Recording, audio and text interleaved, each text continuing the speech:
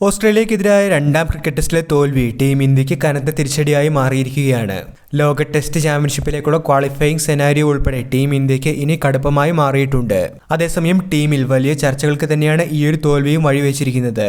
പെർത്തിൽ വലിയ വിജയം നേടി ഞെട്ടിച്ച ടീം ഇന്ത്യക്ക് രണ്ടാം ടെസ്റ്റിൽ കാലിടറുന്ന കാഴ്ചയാണ് കണ്ടത്. 3 ദിവസം പോലും മത്സരം നീട്ടിക്കൊണ്ടു പോകാനാവാതെ നാണം കെട്ട് ഇന്ത്യ തലതാഴ്ത്തിയിരിക്കുകയാണ്. 10 വിക്കറ്റിനായിരുന്നു രണ്ടാം ടെസ്റ്റിൽ ടീം ഇന്ത്യ തോൽവി ഏറ്റുവാങ്ങിയത്. ആദ്യ മത്സരത്തിൽ ജസ്പ്രീത് ബുംറയ്ക്ക് കീഴിൽ കളിച്ച ടീം ഇന്ത്യക്ക് രണ്ടാം മത്സരത്തിൽ രോഹിത്തിന്റെ കീഴിൽ തോൽക്കേണ്ടി വന്നു. ഇന്ത്യൻ സീനിയർ താരങ്ങളെല്ലാം നിരാശപ്പെടുത്തിയപ്പോൾ നിതീഷ് കുമാർ റെഡ്ഡിയുടെ പ്രകടനം മാത്രമാണ് ഇന്ത്യക്ക് അല്പം ആശ്വസിക്കാനുള്ള വക നൽകിയത്. ജയ്സ്വാളും ഗില്ലും പോസിറ്റീവ് ക്രിക്കറ്റ് തന്നെ കളിച്ചുവെങ്കിലും മറ്റ് താരങ്ങൾ തീർത്തും നിരാശപ്പെടുത്തുകയായിരുന്നു. ഓസ്ട്രേലിയൻ നിരയിൽ ട്രാവിസ് ഹെഡിന്റെ ബാറ്റിംഗ് കരുത്തിലാണ് വമ്പൻ വിജയത്തിലേക്ക് ടീം നീങ്ങിയത്. മറുവശത്ത് ഇന്ത്യക്ക് ഇത്തരത്തിൽ കടന്നാക്രമിക്കാൻ താരങ്ങളില്ലാതെ പോകുന്നു എന്നത് തന്നെയാണ് തിരിച്ചടിയായി മാറുന്നത്. ഇന്ത്യൻ മുൻതാരമായ ആകാശ് ചോപ്ര സമാന അഭിപ്രായവുമായി രംഗത്തെത്തുകയും T20യിൽ നിന്ന് 3 താരങ്ങളെ ടെസ്റ്റിലേക്ക് ടീം ഇന്ത്യ പരിഗണിക്കേണ്ട സമയമായിട്ടുണ്ട് എന്നുള്ള അഭിപ്രായവുമായും പറഞ്ഞിരുന്നു. T20 സ്പെഷ്യലിസ്റ്റുകളായി ഇന്ത്യ തള്ളിക്കളഞ്ഞിട്ടുള്ള ചില താരങ്ങളെ ഇന്ത്യ ടെസ്റ്റിലേക്ക് പിന്തുണയ്ക്കേണ്ടതുണ്ട് എന്നാണ് അദ്ദേഹത്തിന്റെ അഭിപ്രായം. അദ്ദേഹം പറഞ്ഞ ആദ്യത്തെ പേര് സൂര്യകുമാർ യാദവിന്റേതാണ്. ഇന്ത്യൻ T20 നായകനാണ് സൂര്യകുമാർ യാദവ്. ഇതിനോടകം തന്നെ ഇന്ത്യക്കായി ഒരു ടെസ്റ്റ് മത്സരം കളിക്കാൻ സൂര്യക്ക് സാധിച്ചിട്ടുണ്ട്. എന്നാൽ പിന്നീട് അവസരങ്ങൾ അദ്ദേഹത്തിന് ലഭിച്ചിട്ടില്ല.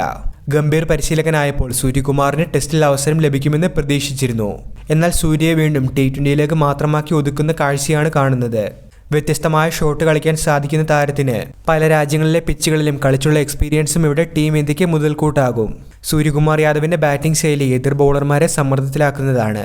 ഇത് ഏത് സാഹചര്യത്തിലായാലും മറ്റ് ബാറ്റ്സ്മാൻമാർക്കും ഗുണം ചെയ്യുന്ന കാര്യമാണ് എന്നും അദ്ദേഹം ചൂണ്ടിക്കാണിക്കുന്നുണ്ട്.